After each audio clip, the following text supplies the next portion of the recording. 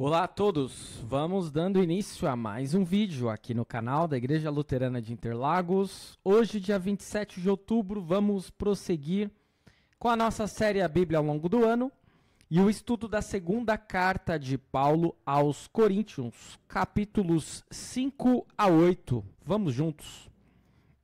Iniciando pelo capítulo 5, onde nós temos os seguintes destaques: ausentes do corpo e presentes com o Senhor, o zelo apostólico de Paulo. Vamos à leitura, a Nova Almeida atualizada.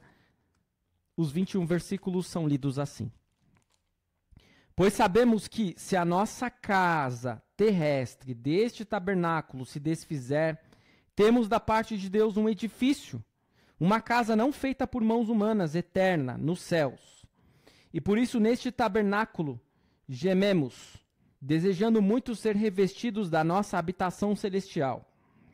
Se de fato formos encontrados vestidos e não nus, pois nós, os que estamos neste tabernáculo, gememos angustiados, não por querermos ser despidos, mas revestidos, para que o mortal seja absorvido pela vida. Ora, foi o próprio Deus quem nos preparou para isto, dando-nos o penhor do Espírito. Por isso temos sempre confiança, e sabemos que enquanto no corpo estamos ausentes do Senhor, porque andamos por fé e não pelo que vemos. Sim, temos tal confiança e preferimos deixar o corpo e habitar com o Senhor. É por isso que também nos esforçamos para ser agradáveis a Ele, quer presentes, quer ausentes, porque é necessário que todos nós compareçamos diante do tribunal de Cristo, para que cada um receba segundo o bem ou o mal que tiver feito por meio do corpo. E assim, conhecendo o temor do Senhor, procuramos persuadir as pessoas, mas somos plenamente conhecidos por Deus. E espero que também sejamos reconhecidos na consciência de vocês. Não queremos novamente nos recomendar a vocês, pelo contrário, estamos dando uma oportunidade para vocês se orgulharem por nossa causa, para que tenham que responder aos que se gloriam na aparência e não no coração. Porque se enlouquecemos, é para Deus, e se conservamos o juízo, é para vocês, pois o amor de Cristo nos domina, porque reconhecemos isto: um morreu por todos, logo todos morreram. E ele morreu por todos, para que os que vivem não vivam mais para si mesmos, mas para aquele que por eles morreu e ressuscitou. Assim que nós, daqui por diante, a ninguém conhecemos segundo a carne, e se antes conhecemos Cristo segundo a carne, já agora não conhecemos deste modo. E assim, se alguém está em Cristo, é nova criatura. As coisas antigas já passaram, eis que se fizeram novas. Ora, tudo isso provém de Deus, que nos reconciliou consigo mesmo por meio de Cristo e nos deu o ministério da reconciliação, a saber, que Deus estava em Cristo reconciliando consigo o mundo, não levando em conta os pecados dos seres humanos e nos confiando a palavra de reconciliação. Portanto, somos embaixadores em nome de Cristo, como se Deus exortasse por meio de nós. Em nome de Cristo, pois, pedimos que vocês se reconciliem com Deus. Aquele que não conheceu o pecado, Deus o fez pecado por nós, para que nele fôssemos feitos justiça de Deus. Até aqui a leitura do capítulo 5. A questão que queremos retomar, o capítulo 5, é a seguinte: em que medida,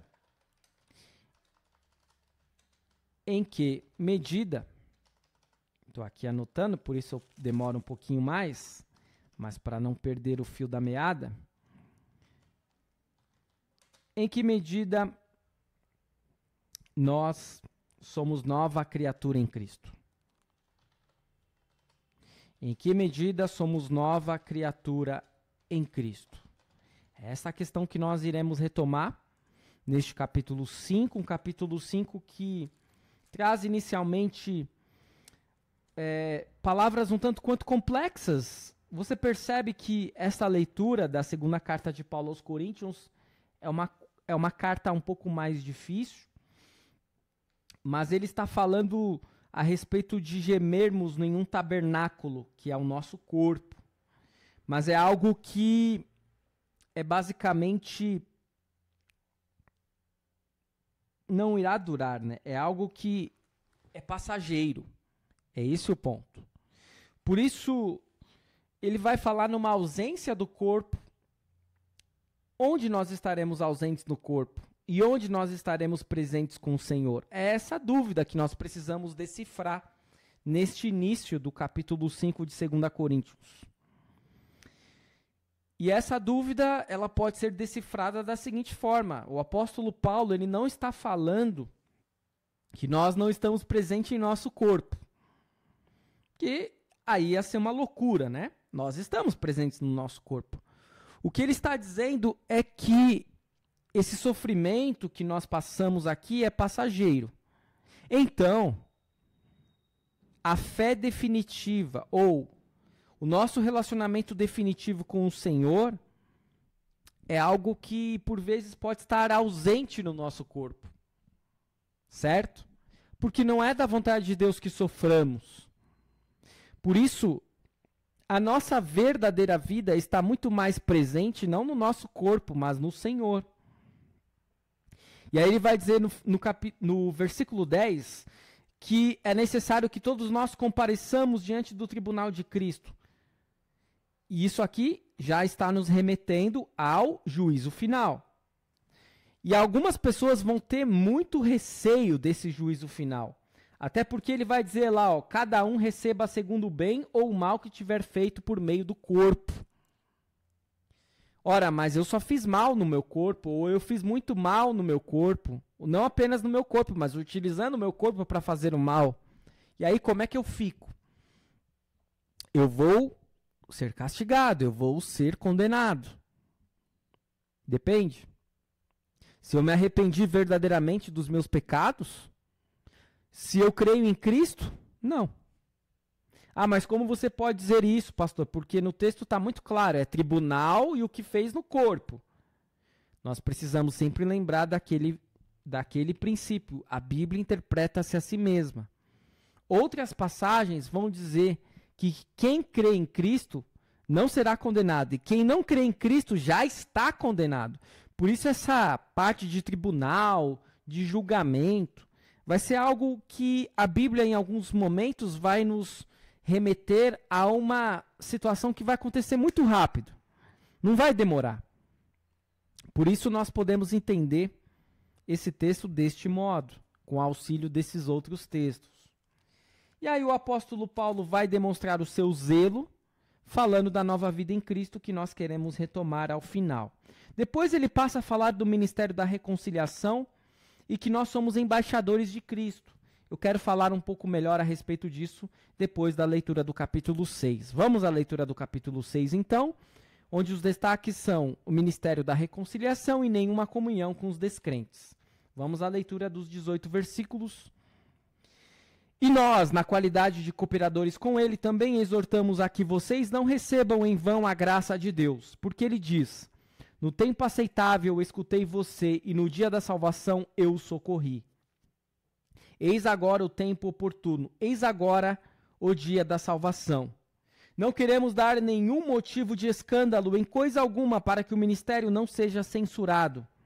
Pelo contrário, em tudo nos recomendamos a nós mesmos como ministros de Deus, na muita paciência, nas aflições, nas privações, nas angústias, nos açoites, nas prisões, nos tumultos, nos trabalhos, nas vigílias, nos jejuns, na pureza, no saber, na paciência, na bondade, no Espírito Santo, no amor não fingido, na palavra da verdade, no poder de Deus, pelas armas da justiça, tanto para atacar como para defender, por honra e por desonra, por infâmia e por boa fama, como enganadores e sendo verdadeiros, como desconhecidos, mas sendo bem conhecidos, como se estivéssemos morrendo, mas eis que vivemos, como castigados, porém não mortos, como entristecidos, mas sempre alegres, como pobres, mas enriquecendo a muitos, como nada tendo, mas possuindo tudo.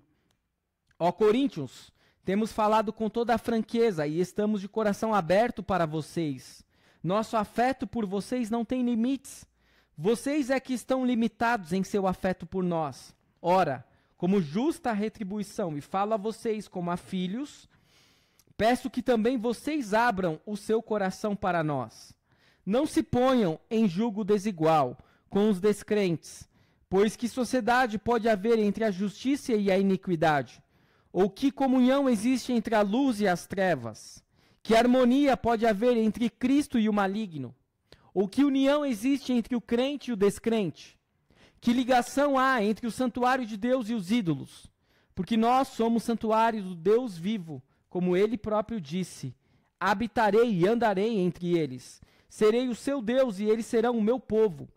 Por isso o Senhor diz: saiam do meio deles e separem-se deles. Não toquem em coisa impura e eu os receberei. Serei o pai de vocês e vocês serão meus filhos e minhas filhas, diz o Senhor Todo-Poderoso. Até aqui a leitura do capítulo 6. A questão que queremos retomar ao final, o capítulo 6, é a seguinte: no que consiste os paradoxos de Paulo? No que consiste os paradoxos de Paulo? Vocês viram aí que no capítulo 6 há vários paradoxos. Mas espera aí, pastor, o que é paradoxo? Ok, nós vamos explicar melhor quando nós retomarmos esta questão ao final, ok? Então lá, o apóstolo Paulo está falando do ministério da reconciliação. Nós fomos reconciliados com Deus Pai por Deus Filho. Por isso, nós temos um ministério da reconciliação. Não que nós mesmos tenhamos nos reconciliado, mas uma vez reconciliados, somos declarados como santos e somos feitos embaixadores de Cristo. Nós iremos levar este ministério da reconciliação por onde andarmos. Por isso é muito complicado um cristão que não perdoa. Por isso é muito complicado um cristão que não se reconcilia. Porque como nós iremos agir deste modo se nós fomos reconciliados com Deus por intermédio de Cristo? Vocês lembram da parábola do credor incompassivo? Lembram que havia alguém que devia muito. E aí o rei, o governante, o superior lá foi lá e perdoou a sua dívida. Só que ele tinha lá um funcionáriozinho, um servo, que devia um pouquinho para ele. E o que ele fez com ele? Jogou ele na prisão e falou: pague o que me deve. E aí quando o patrão, o chefe supremo, descobre, o que ele vai fazer com aquele seu servo que tinha tido a sua dívida perdoada e lançou o outro pobre servo na prisão porque ele devia um pouquinho para ele? Vai lançá-lo na prisão. Por isso, amado irmão, amada irmã, não é possível. E eu agora vou falar muito sincero, objetivo, claro e direto com você. Não é possível seguirmos a fé cristã sem perdoarmos. É claro que existem critérios para perdoarmos, no sentido como vamos perdoar alguém que não está arrependido. Eu sei disso. Alguém pode argumentar assim: mas eu vou perdoar, mas não vou voltar a conviver como eu convivia antes. Ok, é possível. Nós somos imperfeitos, nós somos falhos, mas nós não podemos esquecer os 70 vezes 7. Lembram quando Pedro foi perguntar a Jesus: Jesus, quantas vezes devo perdoar o meu próximo? 7 vezes? E Pedro estava pensando que era um número absurdo. Jesus vai olhar para ele e vai falar: não, Pedro, não é 7 vezes não, é 70 vezes 7. É sempre perdoar.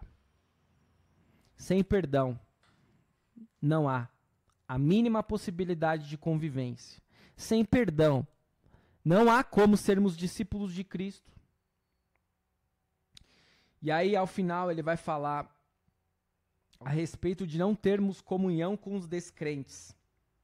Não se ponha em julgo desigual com os descrentes. Isso, volta e meia, é colocado em pregações a respeito de matrimônio, falando que um cristão não pode casar com quem não é cristão. Mas tem outros textos falando o inverso, né? Que um não cristão pode ser abençoado por casar com um cristão. Que um cristão pode testemunhar e convencer, com o auxílio do Espírito Santo, alguém que não é cristão a ser convertido à fé. Não é a respeito disso que esse texto está falando. O que está dizendo é que nós não podemos compactuar com o pecado, que nós não podemos aceitar o pecado, conviver com o pecado. Por isso, Não haverá união entre o crente e o descrente neste sentido, porque nós somos santuários do Deus vivo. Ele habita em nós e nós somos o seu povo. Por isso nós não podemos profanar o nosso corpo, profanar a nossa vida, se ele habita em nós. Serei o pai de vocês e vocês serão meus filhos e minhas filhas, diz o Senhor Todo-Poderoso. Vamos ao capítulo 7. Capítulo 7, onde nós temos como destaques a alegria de Paulo pelos coríntios e a chegada de Tito. Vamos à leitura dos 16 versículos. Portanto, meus amados, tendo tais promessas, purifiquemo-nos de toda impureza, tanto da carne como do espírito, aperfeiçoando a nossa santidade no temor de Deus. Pedimos que vocês nos acolham em seu coração. Não tratamos ninguém com injustiça, não prejudicamos ninguém, não exploramos ninguém. Não falo para condenar vocês, porque eu já disse que vocês estão em nosso coração, para juntos morrermos e vivermos. Estou sendo bem franco com vocês e tenho muito orgulho de vocês. Sinto-me grandemente confortado e transbordando de alegria em meio a toda a nossa tribulação. Porque quando chegamos à Macedônia não tivemos nenhum alívio, pelo contrário. Em tudo fomos atribulados, lutas por fora, temores por dentro. Porém Deus, que consola os abatidos, nos consolou com a chegada de Tito. E não somente com a chegada dele, mas também pelo consolo que recebeu de vocês. Ele nos falou da saudade, do pranto e do zelo que vocês têm por mim, aumentando assim a minha alegria. Porque mesmo que eu tenha entristecido vocês com a minha carta, não me arrependo. Embora já tenha me arrependido, pois vi que aquela carta os deixou tristes, ainda que por breve tempo. Mas agora me alegro, não porque vocês ficaram tristes, mas porque essa tristeza os levou ao arrependimento. Pois vocês foram entristecidos segundo Deus, para que de nossa parte não sofressem nenhum dano. Porque a tristeza, segundo Deus, produz arrependimento para a salvação, que a ninguém traz pesar. Mas a tristeza do mundo produz morte. Vejam quanto cuidado produziu em vocês o fato de serem entristecidos segundo Deus. Que defesa, que indignação, que temor, que saudade, que zelo, que desejo de punir o culpado. Em tudo vocês se mostraram inocentes neste assunto. Portanto, embora eu tenha escrito aquela carta, não foi por causa daquele que fez o mal, nem por causa daquele que sofreu a afronta, mas para que fosse manifesto entre vocês diante de Deus o cuidado que vocês têm por nós. Foi por isso que nos sentimos consolados. E acima desta nossa consolação, muito mais nos alegramos pelo contentamento de Tito, porque todos vocês trouxeram refrigério ao espírito dele. Porque se falei a ele com certo orgulho a respeito de vocês, não fiquei envergonhado.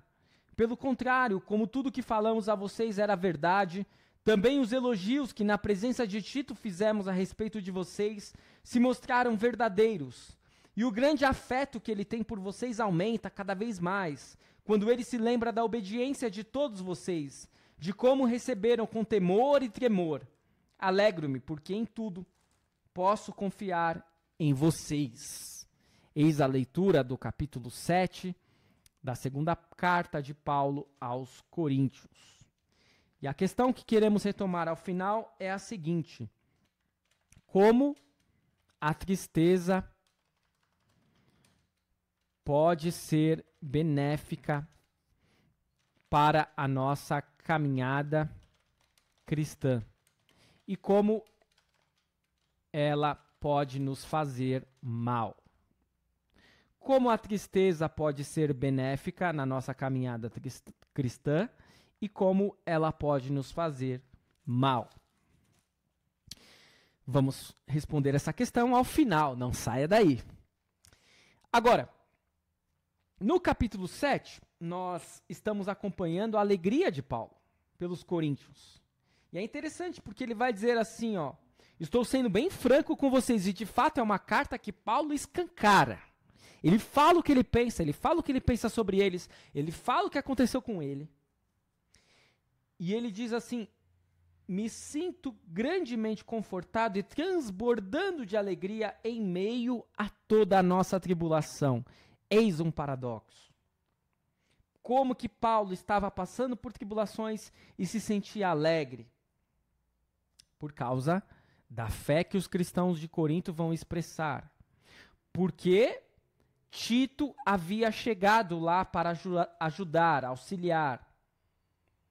Porque a tristeza vai levá-los ao arrependimento. E aí a gente já meio que responde a questão, mas depois eu vou retomá-la. E assim nós percebemos que em meio a tribulações é possível se sentir alegre. Deus vai transformar o nosso coração, vai modificar o nosso entendimento, a nossa perspectiva sobre as coisas, e nós não iremos cair em uma depressão. Que assim seja. Amém. Vamos ao capítulo 8. O capítulo 8, onde nós temos dois destaques, a generosidade das ofertas e a missão de Tito, que havia chegado lá para ajudá-los. Vamos à leitura destes 24 versículos. Também, irmãos, queremos que estejam informados a respeito da graça de Deus que foi concedida às igrejas da Macedônia. Porque no meio de muita prova, de tribulação, manifestaram a abundância de alegria e a profunda pobreza deles transbordou em grande riqueza de generosidade.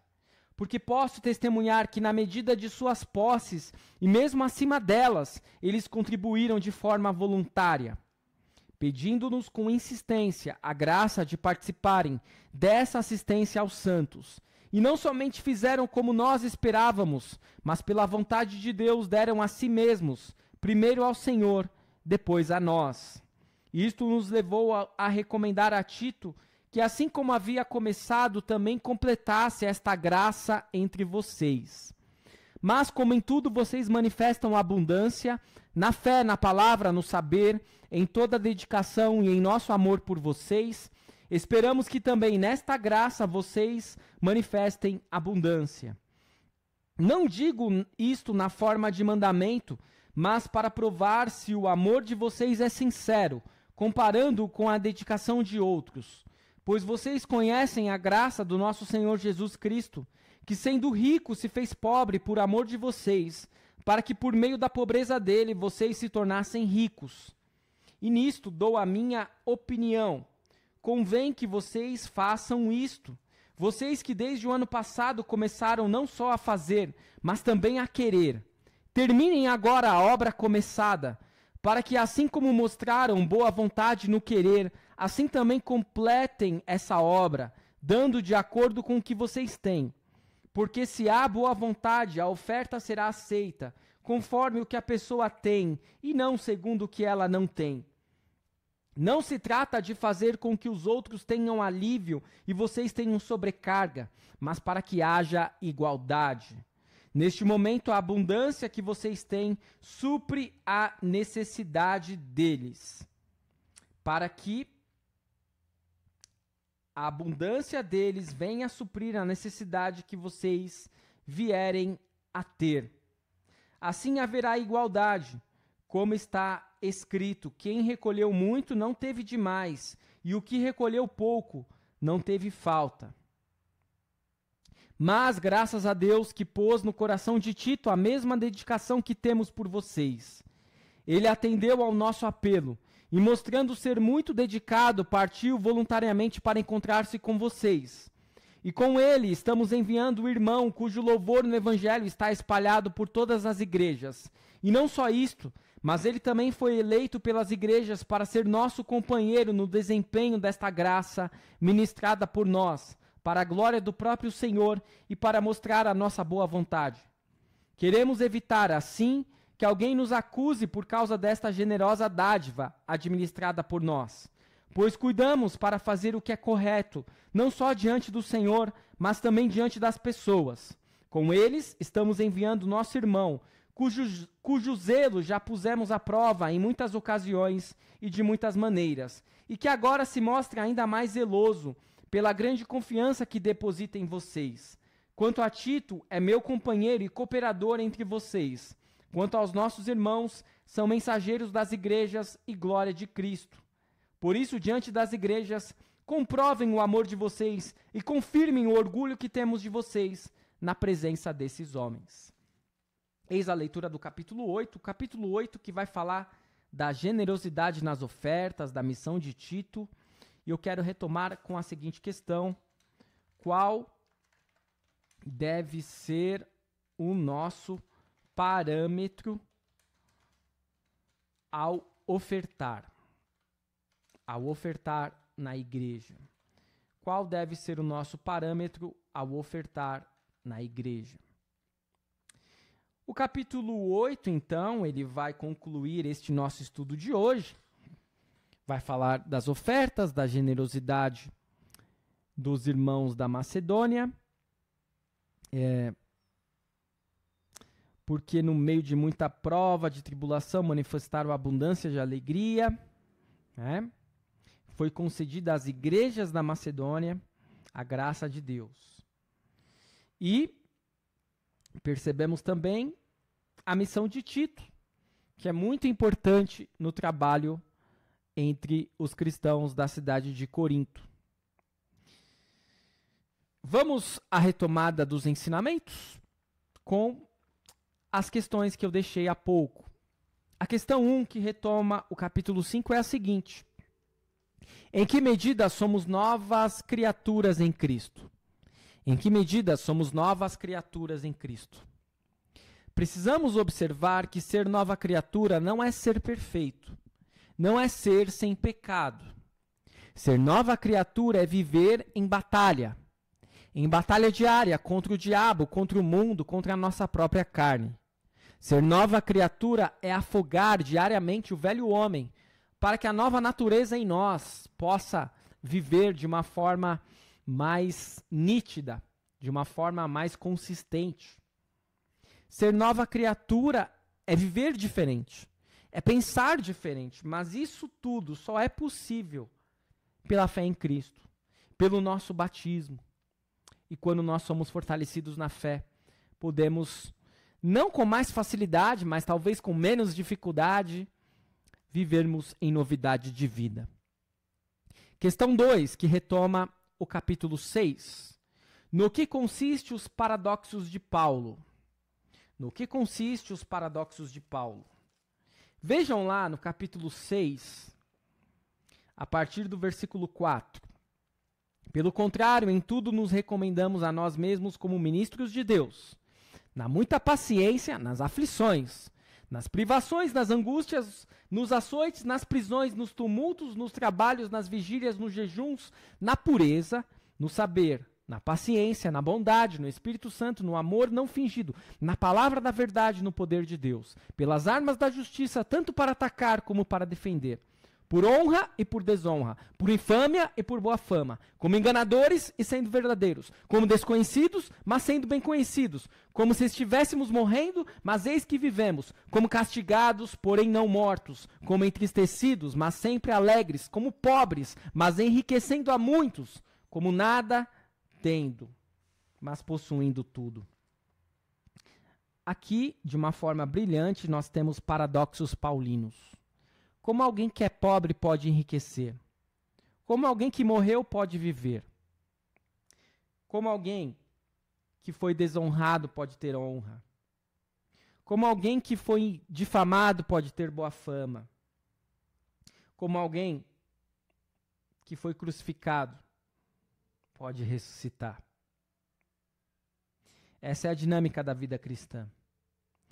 Para as coisas deste mundo e desta vida precisamos morrer. Precisamos ser sepultados. E só assim nós teremos paciência, bondade, teremos alegria, frutificaremos, viveremos a verdadeira vida, viveremos em novidade de vida. Eis o paradoxo. Algo que aparentemente se contradiz, não se contradiz. Precisamos morrer para renascer em Cristo. É o que acontece em nosso batismo. Nós morremos para o mundo, para o pecado, para o diabo. Renascemos para Cristo. Questão 3, que retoma o capítulo 7. Como a tristeza pode ser benéfica para a nossa caminhada cristã e como ela pode nos fazer mal? O apóstolo Paulo vai falar de uma tristeza que vem de Deus, de uma tristeza que vem do mundo. A tristeza que vem do mundo muitas vezes pode gerar em nós algo até mais acentuado, uma depressão. E aqui, por favor, eu não quero confundir depressão com tristeza, eu não quero confundir depressão com falta de fé, porque isso não existe. Depressão é uma doença, precisa ser tratada. Se você tem depressão, vá ao psicólogo, vá ao psiquiatra, você eventualmente precisará tomar medicação. Não é esse o ponto. O ponto é que a tristeza deste mundo, de nada nos traz de bom, mas a tristeza de Deus, que é, eu me senti mal por aquilo que eu fiz, me traz arrependimento, me traz querer viver diferente, em novidade de vida. Por isso que a tristeza de Deus, nesse sentido, pode ser benéfica. E a tristeza do mundo é uma tristeza que pode até mesmo acabar com a nossa própria vida. Questão 4, a última questão, que retoma o capítulo 8. Qual deve ser o nosso parâmetro ao ofertar na igreja? O nosso parâmetro deve ser a generosidade. Devemos ser generosos, devemos separar aquilo que nós iremos ofertar de antemão e não ofertar do resto. Mas nós não somos dizimistas. Você pode ofertar 10%? Pode. Pode ofertar 5%? Pode. Pode ofertar 11%? 12%? Pode. Desde que você oferte aquilo que você decidiu em seu coração. Não com tristeza, mas de coração. E claro, não faça loucuras. Você deve ofertar conforme o que você tem, e não segundo o que não tem, que é o que o apóstolo Paulo vai dizer lá no versículo 2. É isso por hoje, eu espero que o estudo tenha sido de proveito para você como foi para mim. Continue seguindo o nosso canal, continue seguindo o Projeto A Bíblia ao longo do ano, e amanhã retornaremos com a conclusão da segunda carta de Paulo aos Coríntios. Fique na paz do Senhor. Até o nosso próximo vídeo.